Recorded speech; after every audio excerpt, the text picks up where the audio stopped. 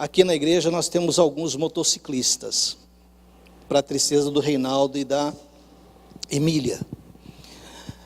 Eu, por exemplo, sou apaixonado por moto, e tem mais alguns aí, estou conseguindo influenciar mais alguns, já tem um diácono que já está, né? Começou com o meu grupinho. Mas o que eu quero dizer com isso? Eu enviei um vídeo, alguns dias atrás, para alguns amigos do meu segmento, de uma mensagem cristã, em função da moto, que tem muito a ver com algumas coisas que Daniel ministrou nesta manhã. De olharmos para a saída, de olharmos para aquilo que o Senhor vai fazer, de olharmos para as promessas que a Bíblia, a palavra de Deus tem para nós. Quando nós estamos a aprender a andar de moto, existem alguns detalhes que são fundamentais e que fazem toda a diferença. Você aprendeu a sair e tal, você vai aprender a fazer curvas. Vai fazer zerinho, vai fazer 8, vai passar entre cones, etc. Mas quando você está fazendo zerinhos, eles vão diminuindo, vão ficando cada vez menores. Um dos segredos para que você não caia da moto, não é você olhar para frente da moto, e nem olhar para o obstáculo que tem à frente da moto. É você olhar para a saída que você quer ter com a motocicleta. Então você está virando para a esquerda, e ali, lá na frente você vai virar para a direita. Você está virando para a esquerda aqui, você já tem que olhar para a saída, porque se você não olhar para a saída, você vai cair. A vida cristã é mais ou menos isto. Se nós ficarmos olhando só para as dificuldades, só para as ameaças, só para o volume de informações que vem para tirar o nosso foco, nós vamos sucumbir. Nós precisamos olhar para a saída, diante da maior adversidade, das maiores dificuldades que se apresentam. Eu preciso olhar para as Escrituras e buscar aonde é que está a saída para isto. É o que vai fazer a diferença. E isso é fé. E isso é não andar por vistas, mas por fé. Hoje é um dia especial, um dia que nós temos que celebrar com as nossas mamães queridas, pessoas fantásticas, que estão dia e noite preocupados com a nossa saída, com o nosso futuro, com o nosso bem-estar, querendo nos livrar dos perigos, dos problemas, e muitas vezes são incompreendidas, e os filhos falam: mãe, você está um saco, você não entende, mãe, é só que o caminho que ele está indo, ela já passou faz tempo. Na escola que ele está se matriculando, a mãe já fez pós-graduação. Filhinho, leva uma blusa. Ah, mãe, que isso? Aí volta, eu não te falei. Eu agradeço muito a Deus pela mãe que tive, muito. E também agradeço a minha esposa, que me deu 2 filhos maravilhosos, uma pessoa fantástica. Eu vejo todos os dias a sua preocupação com o futuro de nossa filha. A preocupação de que ela não perca a sua intimidade com Deus, de que ela cresça com um bom caráter, pensando na saída, pensando lá na frente.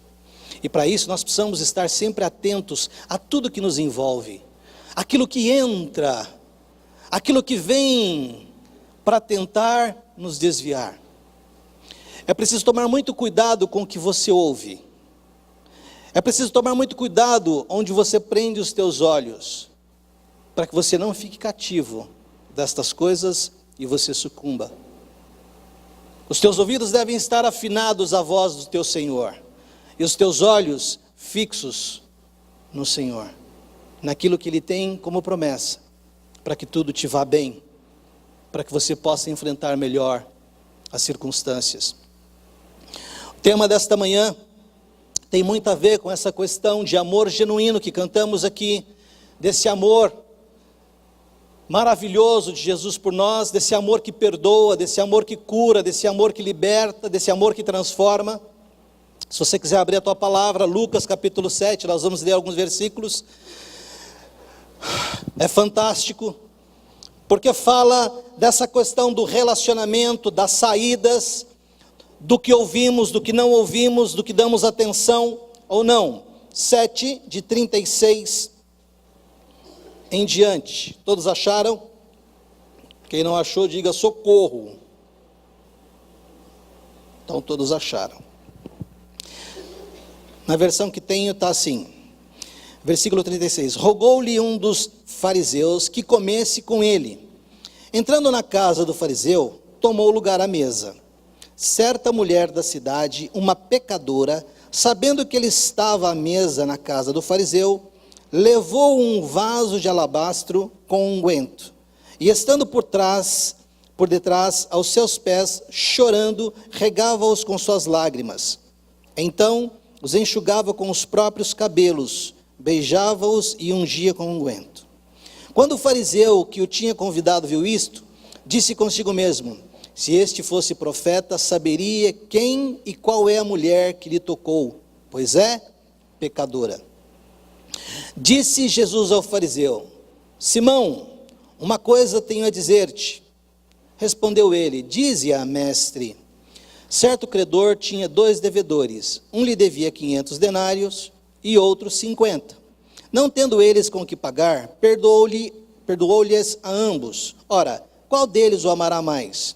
Respondeu-lhe Simão: tenho para mim que é aquele a quem mais perdoou. Disse-lhe Jesus: julgastes bem. Então, voltando-se para a mulher, disse a Simão: vês tu esta mulher? Entrei em tua casa e não me deste água para os pés. Esta, porém, regou com lágrimas os meus pés e os enxugou com seus cabelos. Não me deste ósculo, mas ela, desde que entrou, não cessou de me beijar os pés. Não me ungiste a cabeça com óleo, mas esta ungiu-me os pés com unguento.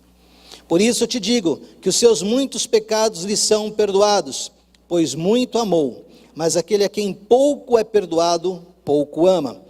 Então Jesus disse à mulher: os teus pecados te são perdoados. Os que estavam à mesa começaram a dizer entre si: quem é este que até perdoa pecados? Jesus disse à mulher: a tua fé te salvou, vá-te em paz. Bom, grande maioria de nós aqui já deve ter lido ou já deve ter ouvido alguma pregação com relação a esse tema, mas ele trata de algumas questões muito importantes e que tem muito a ver com os cânticos que tivemos nesta manhã aqui. Mas tem algo que é fantástico para começar. Jesus, Filho do Altíssimo, o Todo-Poderoso, o Santo de Israel, recebe um convite de um fariseu para ir à casa dele. Nós sabemos muito bem como eram os fariseus, mas Jesus vai e falou: vamos lá. Qual era o conteúdo do convite? Vamos lá tomar uma refeiçãozinha, vamos lá comer alguma coisa, Senhor, um jantarzinho na boa. Na cultura judaica, essa questão de convidar para almoçar ou para jantar era muito própria de quem gostava demais da pessoa e queria tê-la como seu amigo, porque sentar para tomar uma refeição era algo muito importante para eles. E Jesus aceitou o convite do fariseu e foi para a casa dele para poder ter esse tempo com ele. E lá, como cá, não é muito diferente, não é verdade? Se tem uma coisa que facilita o nosso encontro é comida. Tem até um ditado que diz assim: crente não bebe, mas o que come é uma barbaridade. E isso não é folclórico, isso é uma realidade. Tem um pastor amigo meu, e quando foi buscar um buffet para poder celebrar, né, a festa de casamento, etc., sentou, viu lá os preços e tal, até X. Ele falou, não, está muito caro. Como? Não dá. Você tem que colocar aí que nós somos crentes, nós não bebemos, nós não fazemos uso de bebida alcoólica. É crente? Não, vamos rever tudo, porque vocês comem o dobro dos outros. Isso não foi brincadeira, isso foi verdade. Pastor Nelson Caldas, lá do Tremembé. Mas a comida, ela tem essa capacidade de ajuntar. Você fala que vai fazer um churrasco, meu amigo, você tem que fazer uma lista fechada, porque senão a tua casa vai ser tomada. A comida, ela tem esse poder. Por exemplo, hoje, Dia das Mães, certamente muitas casas vão estar, os filhos de longe vêm, né? A casa se enche, porque vai ter um baita de um almoço, vai ter um churrascão. Eu mesmo vou sair daqui, vou para minha mãe, já tem lá um churrascão lá esperando a gente para celebrar. Mas como em toda festa, sempre aparece aquele que não foi convidado. Sempre aparece um vizinho, né, que passa ali, você está aí, você não quer entrar? Ele nem estava na lista, mas como ele apareceu, você por gente, você quer entrar aí? Chega aí, mas na verdade, aí a pessoa, o quê? Não vou perder essa boca, cai para dentro, não é verdade?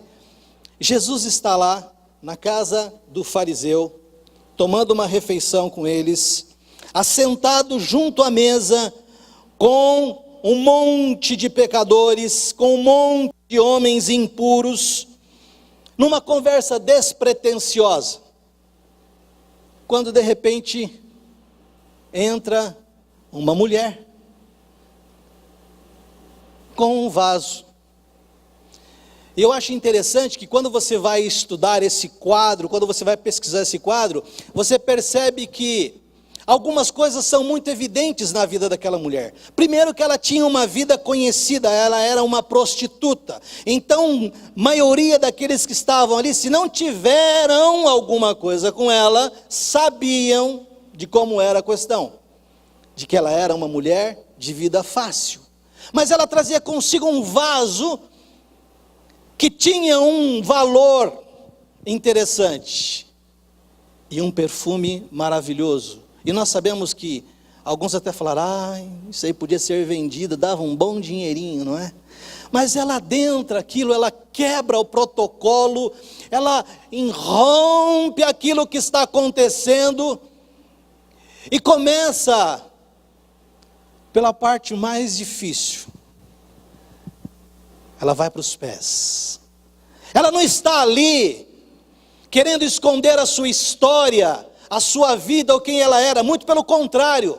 Ela estava ali porque ela reconhecia quem ali estava e reconhecia que ela necessitava dele e ela tinha que fazer algo para mudar a sua história e a sua condição de vida. Sem uma exposição clara, sem confissão clara, sem arrependimento claro, não há como encontrar misericórdia diante do Senhor.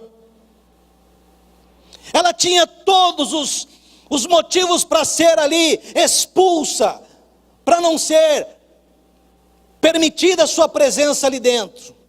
Mas ela entra e ela vai fazer aquilo que era de obrigação do anfitrião. Nós temos entre nós Tiago, que conhece muito da cultura judaica. Nós sabemos, porque lemos, que nessa época, esses homens não tinham os sapatos, os tênis que nós temos hoje, que nos protegem do pó, da poeira, do barro e de tantas outras coisas. Eram sandálias simples, então era comum os pés estarem impregnados de barro, de pó, da caminhada, aquela sujeira mais grossa. E quando chegava na casa de alguém, o comum é lavar os pés para aliviar a jornada. Mas Jesus chega na casa desse fariseu, ele não oferece água, ele não tira suas sandálias, ele não mostra humildade. Mas essa mulher, essa pecadora, ela entra e ela começa a fazer aquilo que o anfitrião não fez. Esse jantar, esse momento de encontro na casa de um fariseu, ele não é um fruto do acaso. Ele não foi um momento. A minha leitura é que aquele jantar, ele tinha como marca um encontro entre o santo e o pecador.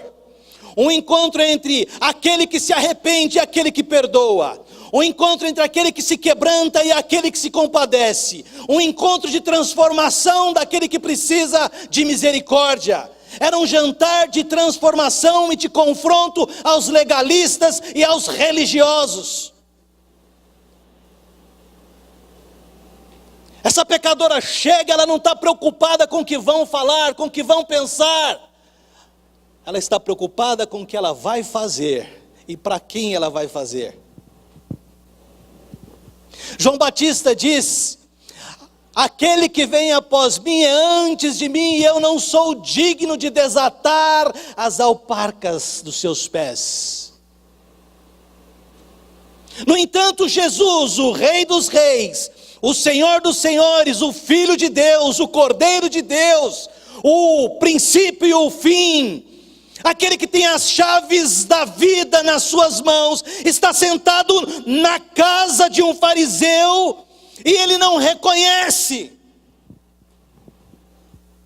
É interessante como alguns momentos nos tornam cegos diante daquilo que é sobrenatural.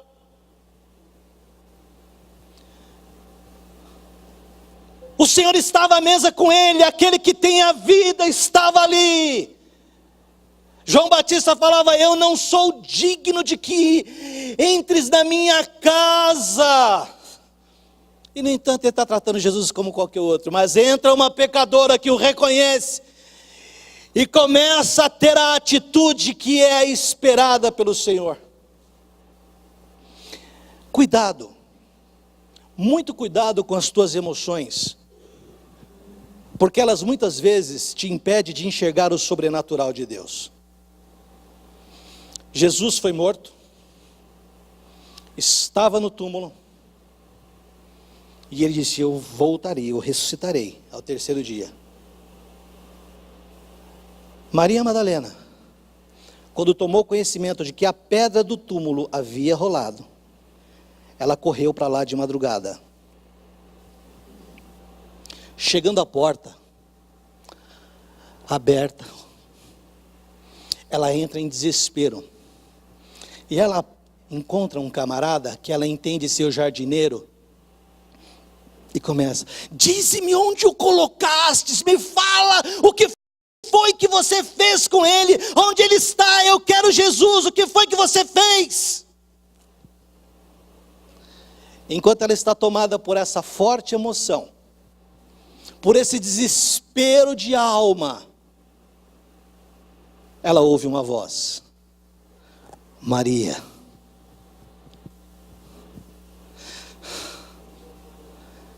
Olha como a voz do Senhor é poderosa. Imediatamente ela fala: Senhor. As emoções, muitas vezes, são responsáveis por não entendermos os milagres e a manifestação de Deus nas nossas vidas. Por isso a palavra de Deus diz que nós não devemos andar por vista, mas por fé. Por isso nós temos que estar sempre olhando para a saída, para as promessas, não para os problemas, não para as dificuldades que todos temos. E enquanto aqui estivermos, vamos ter sim, mas o que nós precisamos lembrar é: tende bom ânimo, no mundo tereis aflições, mas eu venci. Oh, eu não consegui bater a meta esse mês. Oh, eu vou ter pressão, vai ter reunião, não sei, pode ser que eu seja cortado. Oh, vida, oh céus, oh azar. Você está absolutamente equivocado. Quando você olhar para as tuas metas, para as tuas contas, e perceber que elas não estão de acordo com o esperado, dê graças. Fala: Senhor, é o que eu podia fazer, está aqui. A resposta vem de Ti. E eu continuarei crendo em Ti, fazendo sempre o meu melhor. Não estou preocupado com isso, eu estou preocupado porque eu sei quem me sustenta, eu sei quem cuida de mim. A primeira canção que cantamos aqui, nós deveríamos tê-la na porta da geladeira, em letras garrafais. Eu sei que Ele me ama, e o seu amor não falha. O choro pode durar, mas a alegria vem pela manhã. Eu tenho essa convicção, não tenho a menor dúvida disso. Não é porque eu sou isso ou sou aquilo, muito pelo contrário, porque a palavra fala para nós esvaziarmos os nossos títulos. Eu falo isso pela promessa que é a palavra de Deus, por aquilo que é verdade na minha vida, e eu a tomo como verdade para a minha vida, porque o dia que eu deixar de ter a palavra de Deus como minha referência, acabou. Não há solução. Uma pecadora adentra a sala, começa a ungir os pés do Senhor, começa a lavá-los, começa a fazer aquilo que o dono, o anfitrião deveria fazer e não faz. Ali estava acontecendo cura, libertação, transformação, mudança de vida, porque o Senhor havia marcado aquele encontro. Salmo 23, versículo 5 diz assim: preparas uma mesa perante mim na presença dos meus inimigos, unges a minha cabeça com óleo e o meu cálice, certamente que a bondade e a misericórdia do Senhor me seguirão todos os dias da minha vida. O último versículo do Evangelho de Mateus diz o seguinte: e eis que estarei convosco. Sabe quem vai estar comigo, com você todos os dias? Sabe quando você pensa que você está sozinho? Sabe aquele momento que bate aquela deprê, aquele desespero, aquele medo? Você tem que se lembrar desse versículo, porque Ele estará comigo todos os dias, todo el tiempo. Aonde você estiver, Ele vai estar com você.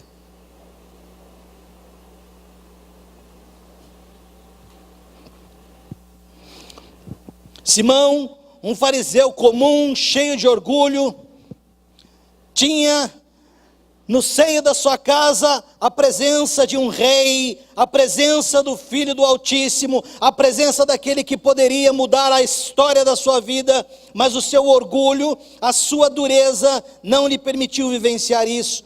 No entanto, uma mulher pecadora entra, uma figura odiada, uma figura julgada, uma figura desprezada, ela quebra esse paradigma, ela começa então a ser um modelo de transformação para a vida desses religiosos.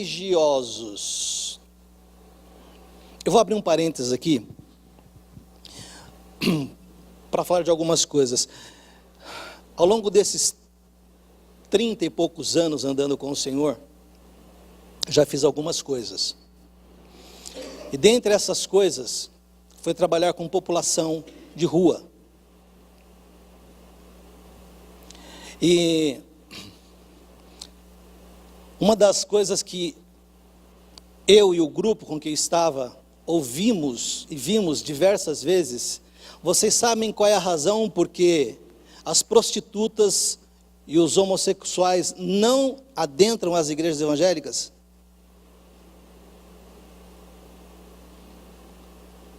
Porque eles sabem que aqui eles vão ser tratados de maneira diferente. Vão ser mais uma vez julgados. Porque primeiro, quando uma prostituta chega, ela vai vir com uma roupa que ela entende que é a melhor roupa, mas a melhor roupa dela pode ser uma micro saia. E quando ela chega na igreja, é aquele escândalo, né? Os diáconos já entram em crise. Senhor, sangue de Jesus, amarra isso.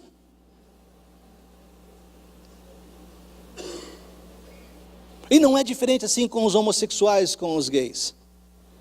É a mesma coisa. Eu estou dizendo isso porque eu vivi isso, eu vi isso. E eles precisam de Jesus, tanto quanto nós. E eles precisam encontrar a salvação, tanto quanto nós. Alguns são como esta mulher aqui. Tem a coragem de romper aquilo que parece intransponível. Esse mesmo momento, esta mesma atitude desta pecadora vai nos levar de volta à mulher que tinha fluxo de sangue, uma mulher que já havia gastado todo o seu dinheiro com médicos, com remédios, e o seu problema não resolvia. Mas daí ela toma conhecimento que Jesus, o Filho de Deus, esse mesmo que está em casa de Simão, estava passando por ali. E com ele o que? Uma grande multidão. O que ela faz? Ela pensa: agora é a minha hora, é tudo ou nada. Deixa eu dizer para você uma coisa, eu vou assustar alguns, mas não tem problema não, o pastor Samuel já está aí, já falei com ele, está muito bem, preparado para depois resolver todos os abacaxis que eu vou deixar para ele. A vida cristã não é para medíocres. A vida cristã é para quem está disposto, é para um soldado que entende as ordens do seu general, recebe a missão e vai para o fronte. A vida cristã não é para medíocres. Porque a palavra de Deus diz o seguinte: aquele que lança a mão no arado e olha para trás, não é digno do meu reino. É preciso ter essa decisão, essa convicção de que você entregou a tua vida para o Senhor e vai andar com Ele, e você vai pagar o preço, sendo Ele ou não, você vai pagar o preço, dando Ele ou não.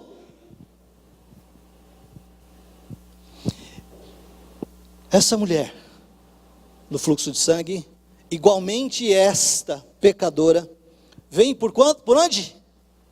Por detrás. Não é interessante? E nos dois casos elas estão apostando tudo. Não estão negociando absolutamente nada, estão apostando tudo. E ela vem e toca na orla de Jesus. Presta atenção, mais uma vez, o quadro nos joga para a questão da humildade. Ela não pulou no pescoço. Ela não catou Jesus abraçado. Ela foi lá embaixo. Tocou na orla das suas vestes. E imediatamente foi curada. Agora olha que interessante. Tanto nesse caso de Simão, quanto no caso dessa mulher com fluxo de sangue, começam a aparecer manifestações da divindade do Senhor. Ele começa a se manifestar de maneira pública e poderosa, assumindo essa questão de que ele era o Filho de Deus.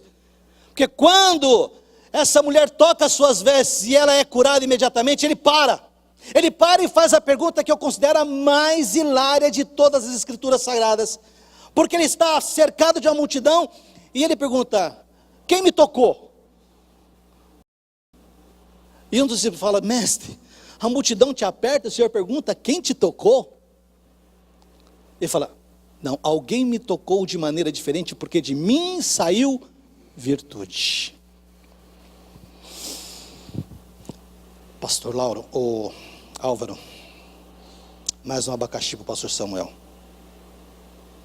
Tem muita gente seguindo Jesus no meio da multidão, mas não está usufruindo da sua divindade. Não está extraindo, não está absorvendo, não está colhendo dele aquilo que precisa.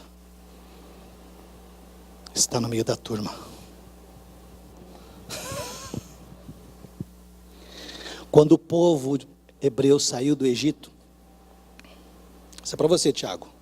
Quando aquela multidão de 600 mil homens, sem contar as mulheres e as crianças, saíram do Egito, a palavra de Deus diz que no meio deles saiu o quê? Um misto de egípcios, de soldados, para também fugir daquela situação. E esse misto, lá na frente, trabalhou fortemente para desvirtuar o foco de saída, o foco de conquista desse povo. Estava ali no meio, mas não era do meio. Estava andando junto, mas não era do meio. Não tinha DNA, não tinha identificação, não tinha o sangue do Cordeiro como marca no seu umbral para poder ser livre da morte.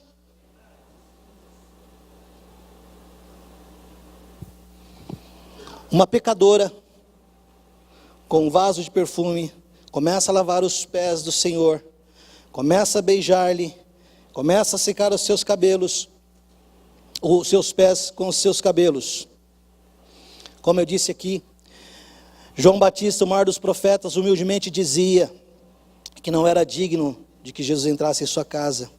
Simão, o fariseu, um homem comum, tinha na sua sala o Rei dos Reis, mas não entendia quem ele estava. Essa mulher, enquanto ungia o Senhor, chorava porque reconhecia ali o Filho de Deus, chorava porque reconhecia ali a sua vida de pecados, chorava porque reconhecia que ali ela estava encontrando a redenção, chorava porque ali ela estava encontrando consolo para a sua alma, chorava porque ela estava encontrando ali descanso para o seu corpo. Já não precisaria mais viver aquela vida miserável, desgraçada, porque agora ela encontrou o porto seguro, ela encontrou Jesus. Isso não é uma historinha, isso é uma realidade. A sua vida só terá descanso verdadeiramente quando houver essa atitude, essa confissão, essa humildade de reconhecimento público de quem Ele é, e não ter medo das consequências. Você quer ver uma outra coisa? Amanhã, faça esse exercício. Amanhã, quando você for almoçar, a maioria aqui deve almoçar em restaurantes. Quando você estiver no restaurante, verifique quantas pessoas são capazes de abaixar a cabeça para dizer: Senhor, obrigado por esta refeição.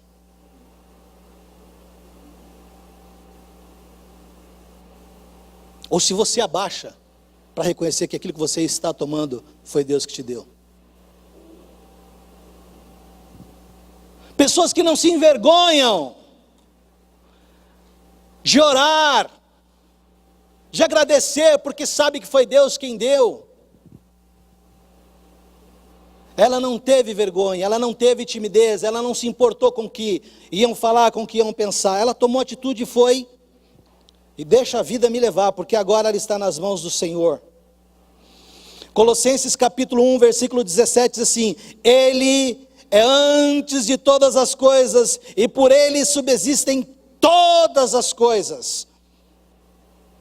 Essa mulher pecadora está reconhecendo esse poderoso que está na casa de Simão Cirineu. Imediatamente, esse extremismo religioso desse homem, desse anfitrião, se manifesta quando? Certamente ele deve ter ido buscar alguma coisinha. Quando ele volta, ele olha o quadro, a mulher está lá aos pés de Jesus, e ele não fala, ele pensa e fala assim: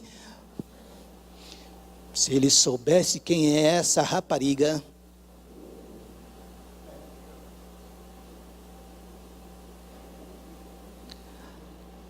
Mais uma vez, a divindade do Senhor vai se manifestar, porque o Senhor está lá sentado, e Ele ouviu os pensamentos de Simão. E aí o que ele fala? Olha lá, palavra de Deus, olha lá, 7:36. Versículo 43. Versículo 40. Disse Jesus ao fariseu: Simão, uma coisa eu tenho a te dizer. E ele vai usar valores naturais para poder fazer uma aplicação espiritual.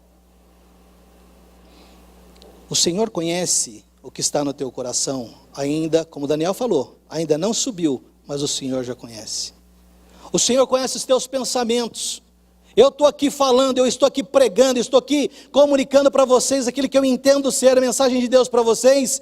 Eu não tenho acesso ao que vocês estão pensando. Quando muito, os olhares, as manifestações faciais dá para a gente algum feedback, mas o Senhor sabe o que você está pensando agora. Se você está recebendo isso como verdade, se você está desprezando isso, se você está pensando assim, eu vou ver, eu vou analisar, eu vou aplicar a palavra de Deus, isso aí, o que for bom eu vou guardar, o que não for bom eu vou desprezar, porque o Senhor conhece o teu coração.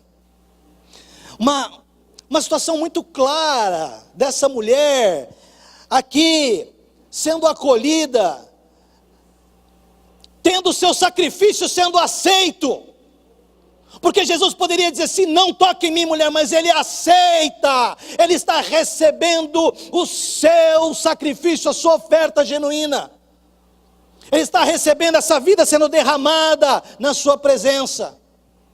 O que é importante tirarmos desse quadro como lição para nós nesta manhã é, quando eu decidi andar com Jesus, eu preciso ter a coragem de abrir mão de tudo, que cantamos agora ali, esvaziar-me de tudo, inclusive das coisas que eu mais gosto.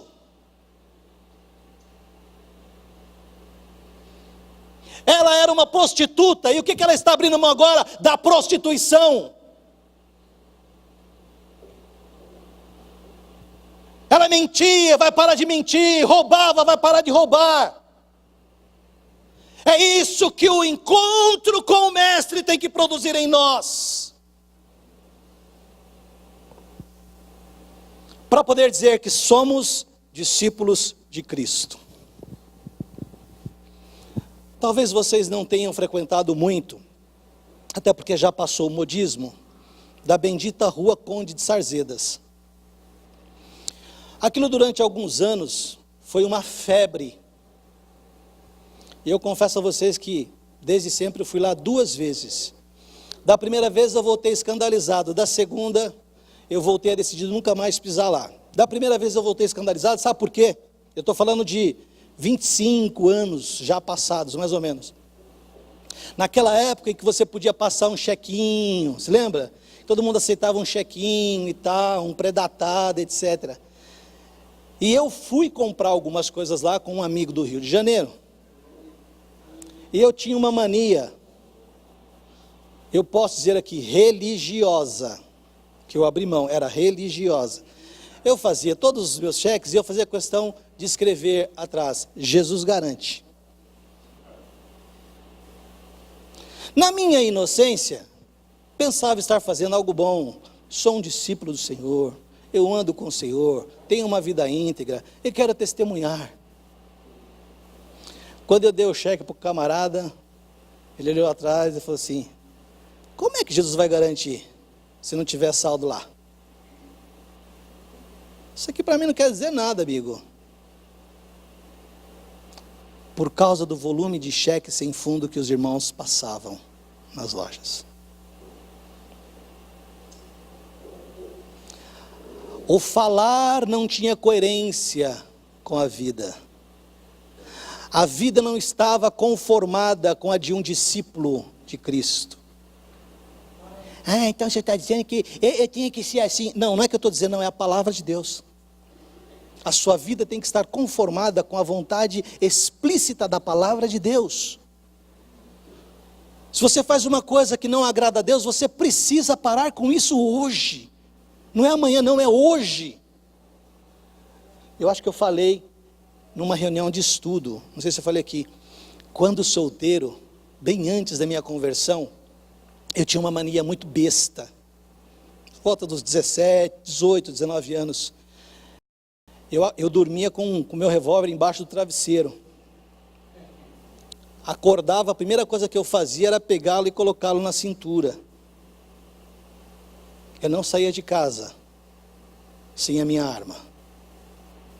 Porque eu achava que aquilo ali era a resposta e a segurança que eu tinha para tudo que me envolvia. No dia que eu encontrei a Cristo, a primeira coisa que fiz foi me desfazer daquele objeto.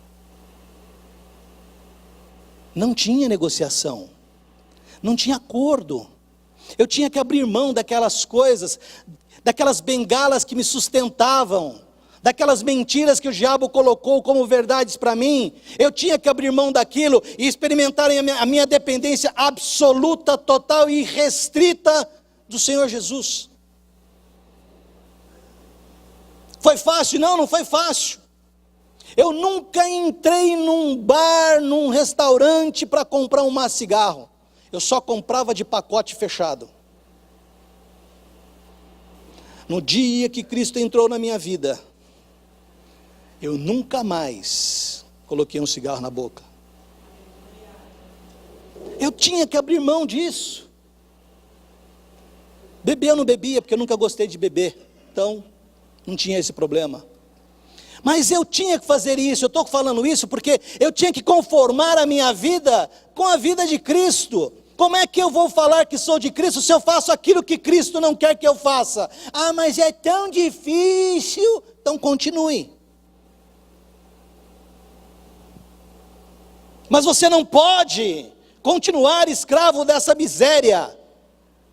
Seja ela qual for, estou falando isso aqui como alegoria, mas podem ser outras coisas, pode ser prostituição, pode ser um sistema do seu trabalho de corrupção que você tem, de dar bola para as pessoas, pode ser uma série de outras coisas, mas você precisa se ver livre disso, você precisa ser dependente da palavra de Deus. Preguei evangelho para um camarada muito rico aqui na cidade de São Paulo. Tinha lojas em vários estados. Eu e minha esposa, pregamos evangelho para ele e para a esposa dele, se converteram. Ele ganhava dinheiro de braçada, mas sabe como? Na base da bola, na base da corrupção. O dia que eu sentei com ele, eu falei, amigão, é o seguinte, você vai ter que mudar esse sistema aí. Assim não dá. Isso aí é algo que atesta contra a integridade de um cristão. Ele falou, Laudo, se é esse o preço, é esse que eu vou pagar. E já tem 18 anos, e eu frequento sempre a loja dele lá, a distribuidora, e eles não negociam mais essa questão de bola e de corrupção, não ganha mais aquele montante, mas ele tem o prazer de olhar nos olhos de qualquer um, e dizer assim, a minha loja, ela trabalha com integridade, os meus funcionários olham para mim, e veem em mim uma conformidade entre o que eu falo e o que eu vivo. Estou dizendo isso como exemplo por causa dessa história dessa mulher. Ela está aqui conformando a vida dela com a vida de Cristo. Ela não está sendo como Simão, um fariseu, um religioso. Quando isto viu o fariseu que tinha convidado, falava consigo dizendo, se este fora profeta, bem saberia quem é esta mulher que lhe tocou, pois é uma pecadora. Esse texto afirma que Simão falava consigo mesmo, ou seja, falava no seu pensamento, no seu coração.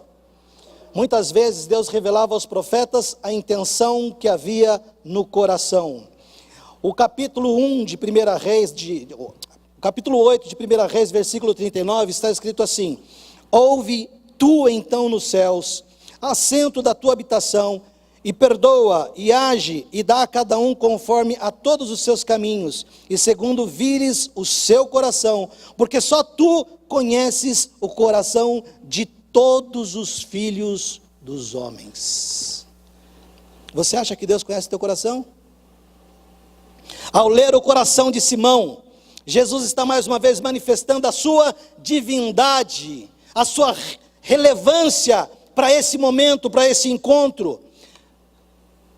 Quantas vezes, nestas manhãs, palavras fabulosas, como eu disse, momentos de louvor, fabuloso, escancaram a porta para nós adentrarmos e nos deleitarmos do Senhor, e a gente fica à porta. Quando a gente percebe isso, me vem à memória algumas situações corriqueiras, que grande maioria de vocês aqui já viveram. Sabe quando você vai para um resort, para um hotel maravilhoso, chega lá, tem aquela piscina quase perfeita, só que ela tem, na parte mais rasa, 2,5 metros de profundidade, e na parte mais profunda, 5, 6, 7 metros. E aí, você olha em volta da piscina, tem 50 pessoas sentadas com os pezinhos na água. Sabe por quê? Porque não sabe nadar. Não pode mergulhar! A falta de domínio, a falta de intimidade não lhe permite desfrutar daquilo que é maravilhoso. Fica olhando, aí vem lá as crianças, tchum.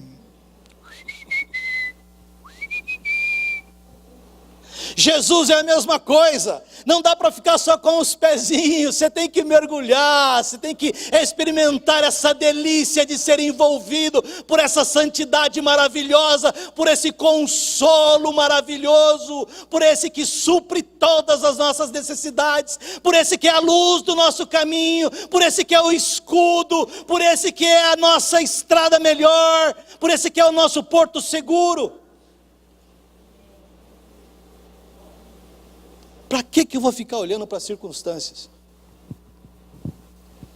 Meia-noite meu telefone toca, uma das minhas gerentes fala assim: seu Laudo, tivemos 3 fugas do abrigo, 3 crianças do nosso abrigo fugiram de madrugada, e a gente não sabe para onde foi, estamos fazendo boletim de ocorrência e tal. Eu falei assim: aquieta, Deus está no controle, antes das 8 da manhã, essas crianças vão estar de volta no abrigo. Será? Mas elas são tão rebeldes. Era uma foto de umas 15 para 6, o telefone toca. Bem que o senhor falou. Elas foram encontradas em São Mateus, mas já estão no abrigo, já tomaram banho e já estão na cama. Ou eu confio, ou eu não confio. Ou eu dependo, ou eu não dependo.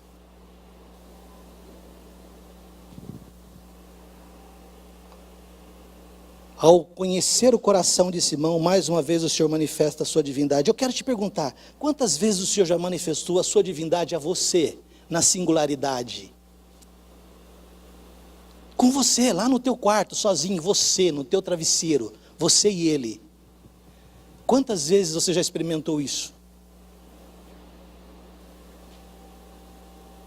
Se você ainda não experimentou, você precisa. Porque assim como você tem filho, e conhece o teu filho, Deus te tem como filho, e você precisa conhecê-lo como pai, e ter intimidade com ele.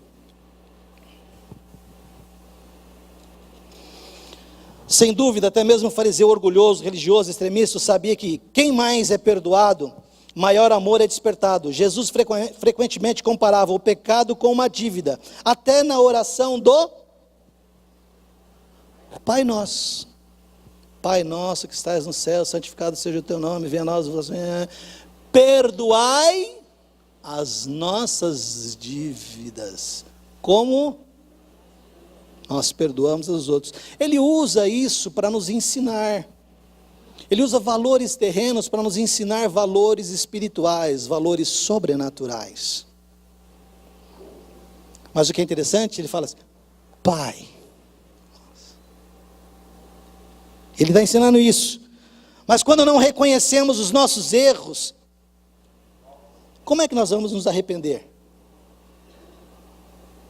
Vira e mexe, a gente ouve aí em entrevista: você se arrepende de alguma coisa da vida? Não me arrependo de nada. Se me fizerem uma pergunta: senhor, se arrepende de alguma coisa? Rapaz, vou te falar uma coisa, hein? Muito. Mas tem muita coisa das quais eu me arrependo. Porque quanto mais você busca intimidade com o Senhor, mais você reconhece as suas falhas. Mais você reconhece que você precisa ser corrigido. O apóstolo Paulo dizia: miserável homem que sou, quem me livrará deste corpo e desta morte? Reconhecendo suas fragilidades, suas limitações. Cheiro de pipoca, né? Esse cheiro é terrível, né, irmãos? Essa era a natureza da pergunta do mestre para Simão. Era um aviso para aquele religioso autossuficiente, que ele só seria perdoado na medida que também se arrependesse. Porém, o fariseu não reconheceu que necessitava do perdão de Deus. A história mostra isso. 1 Coríntios 13, versículo 4 e 5 diz assim: o amor é sofredor, é benigno, não busca interesses próprios, e por aí afora vai. Para concluir, vamos falar sobre a segunda revelação de Jesus durante esse encontro, durante esse jantar. A certa altura do jantar, após ter mostrado a Simão, o fariseu, a necessidade do arrependimento, Jesus se volta para a mulher pecadora que lavava e ungia seus pés e dirige as seguintes palavras: tus pecados te são perdonados.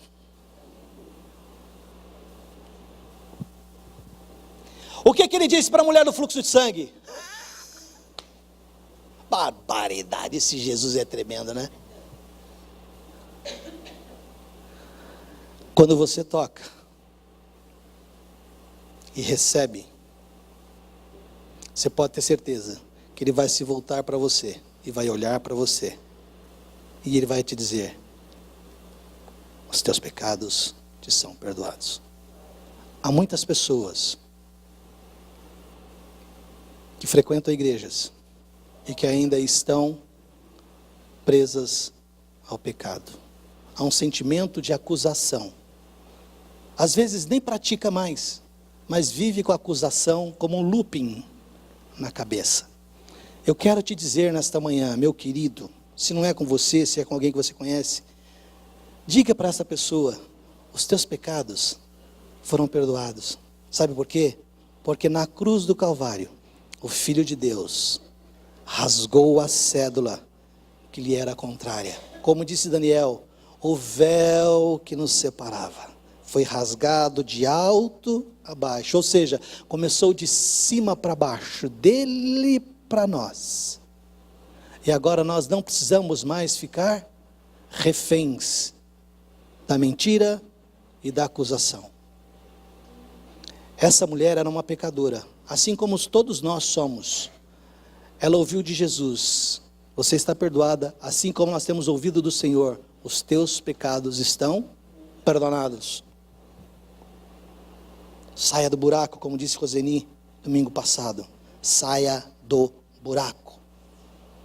Logo, daqueles que estavam à mesa, começam a surgir pensamentos e uma pergunta que já é em si mesma a resposta. E os que estavam à mesa começaram a perguntar entre si: quem é este que até pecados perdoam? Quem é? Jesus, manifestando a sua divindade. No episódio em que Jesus acalma a tempestade, os discípulos perguntam: quem é este que até o mar e o vento lhes obedecem? Jesus, el Hijo de Dios. Está ventando muito forte. Está forte o vento aí, meu irmão? Você sabe que você não está só. A palavra de Deus diz que Ele está com você todos os dias. Calma, Ele está na embarcação. Não te perturbes, não te desesperes. Confia e deixa Ele cuidar. Paulo estava sendo levado preso numa embarcação com um monte de gente. E ele chega para o capitão: olha, é o seguinte, esse barco aqui vai espatifar, não vai sobrar pau para nada, nem para uma canoa. Mas pode ficar tranquilo, viu? Não vai morrer ninguém não, vai chegar todo mundo lá. Que é isso? O que aconteceu? A embarcação se arrebentou e todo mundo caiu na água, mas conseguiram se salvar. Agora preste atenção na conclusão dessa história, ou no segmento. O camarada está preso porque está fazendo uma coisa boa. Aí ele sofre naufrágio. Chega na ilha. Aí lá na ilha vai fazer uma fogueira, uma cobra morde. Está a jiboia pendurada na mão dele. Qualquer um de nós vai dizer: não, era a minha vez mesmo. Eu estava marcado, não tinha como correr não. Chegou meu dia, chegou minha hora. Que chegou a hora, irmão. Faça como Paulo, sacuda a mão lá no fogo lá, e vida que segue. O Filho de Deus está com você. Ele acalma os ventos e as tempestades, além de perdoar todos os seus pecados. Somente Deus pode perdoar pecados, e Jesus perdoou os pecados da mulher pecadora, porque Ele é eterno. Mas agora, Hebreus 9, 26, mas agora na consumação dos séculos, uma vez se manifestou para aniquilar o pecado pelo sacrifício de si mesmo. Jesus aniquilou os pecados da mulher pecadora pela fé, pois ele veio para isto, para terminar, aniquilar, desfazer o pecado, pagando o seu preço precioso, ou o preço precioso com seu sangue, pois somente o sangue de Cristo pode nos perdoar os nossos pecados. E presta atenção nessa frase que vou ler, presta atenção. O perdão vem do evento da cruz, e a cruz é a expressão maior do amor de Deus. Aleluia. Você quer ter a coisa certinha? Olha para a cruz, entenda o que ali aconteceu, entenda que ali foram pagos todos os seus débitos, todas as acusações que lhe eram contrárias, todas as condenações possíveis, maldições, tudo ali no evento da cruz foi derribado, caiu, porque ali Cristo pagou, porque ali também se manifestou o amor genuíno e eterno de Deus para você e para mim. A cruz de Cristo. O perdão vem do evento da cruz, e a cruz de Cristo é a expressão maior do amor de Deus. O apóstolo Paulo escreve assim, eu tenho 6 minutos, mas vou concluir antes. Mas longe esteja de mim gloriar-me, a não ser na cruz de nosso Senhor Jesus Cristo, pela qual o mundo está crucificado para mim e eu para o mundo. Gálatas 6,14. E aí, concluindo, me preocupa, não o que você fez ontem, mas a maneira como você hoje se aproxima de Jesus. A mim, ao pastor Álvaro, ao pastor Samuel, ao pastor Elias, etc., não nos preocupa o que você fez, porque nós sabemos que nós temos um advogado maravilhoso, capaz de anular isto. Mas é preocupante para nós o que você vai fazer daqui para frente. Quais serão as tuas atitudes? Você não pode ficar passivo ante estas coisas, você precisa tomar uma atitude. Você precisa, como esta mulher, abrir mão de tudo, como cantamos aqui, esvaziar-se de tudo e permitir-se ser tomado por essa graça gloriosa da direção e do domínio do Espírito Santo de Deus. Você quer que tudo te vá bem? Abra mão de tudo e seja dependente em tudo do Senhor Jesus. Amém? Vamos ficar de pé. Com certeza, essa palavra não traz muito consolo para o coração. Com certeza, ela não nos deixa relaxados na cadeira.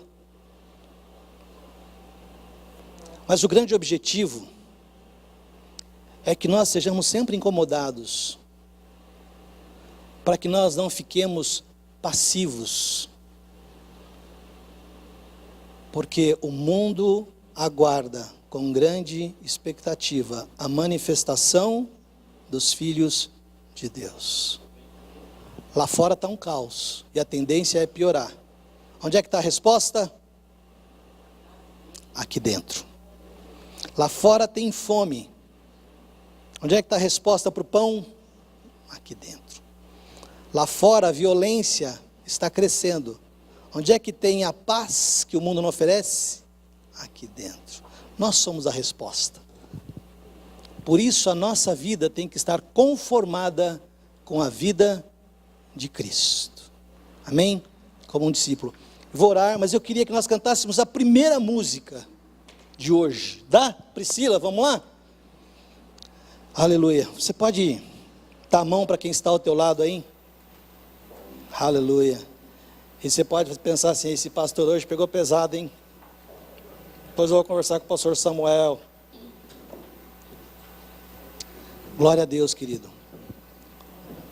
Pai que ama filho, de vez em quando dá umas pegadinhas. Pai que não dá umas pegadinhas de vez em quando não é pai. E depois chora. Senhor, nós queremos te louvar nesta manhã, porque a tua palavra nos alimenta, a tua palavra nos corrige, a tua palavra nos fortalece, a tua palavra nos consola, a tua palavra é a resposta para todos os anseios de nossa alma.